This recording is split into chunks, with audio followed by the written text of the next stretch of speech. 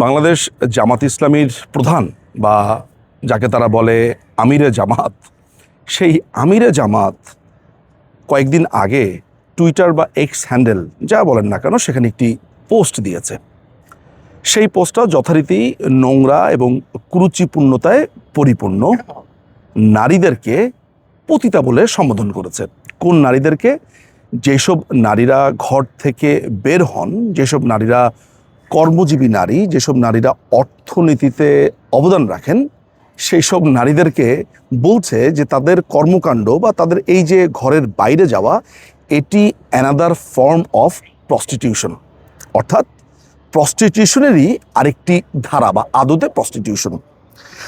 জামাতের এই নারী সম্পর্কিত এই মন্তব্যে সোশ্যাল মিডিয়া তোলপাড় হয়েছে, মানুষজন বলা শুরু করেছে জামাত ক্ষমতায় আসলে এই করবে সেই করবে।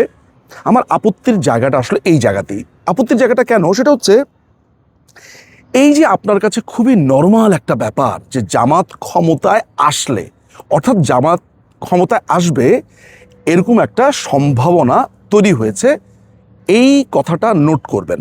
সেকেন্ড কথাটা হচ্ছে যে white elephant in the room, অর্থাৎ 1971 সালের এত বড় গণহত্যাকারী একটি দল, এটা আপনার মাথা ব্যথার কারণ না। মাথা ব্যথার কারণ হচ্ছে তার অসংখ্য নোংরামি, তার অসংখ্য কুরুচিপূর্ণ চিন্তাভাবনার একটি অংশ আপনার এখন মাথা ব্যথার কারণ।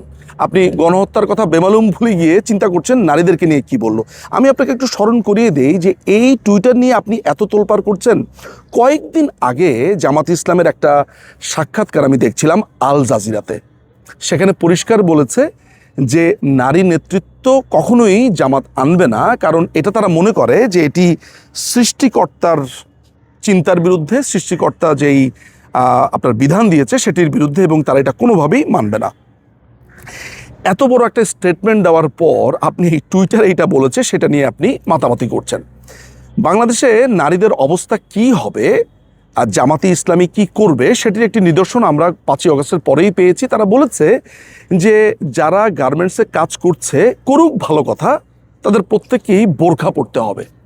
আপনাদের নিশ্চয়ই সে কথা মনে আছে।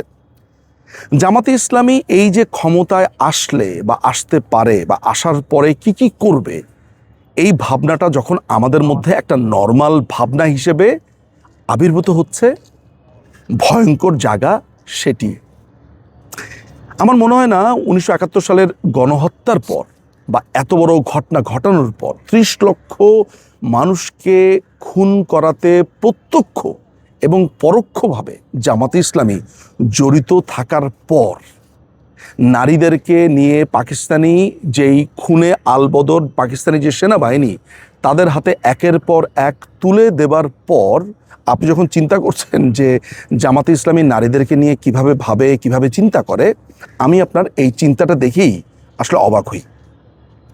জামাতে ইসলামকে আপনি সামনের ইলেকশনে বা যেটাকে আমি সিলেকশন বলি, সেখানে আপনি ভোট দেবেন কি দেবেন না সেটা নিয়ে আসলে আমি আপনাদেরকে বলতে চাই না। ঠিক যেমনভাবে আমি আপনাকে বলি না যে রাস্তাতে যদি একটা গু পড়ে থাকে, আমি নিশ্চয়ই আপনাকে বলি না যে গুটা খাবেন না। আপনি জানেন গুটা দেখলে আপনাকে এড়িয়ে চলতে হবে, এখানে খাওয়ার কিছু নেই।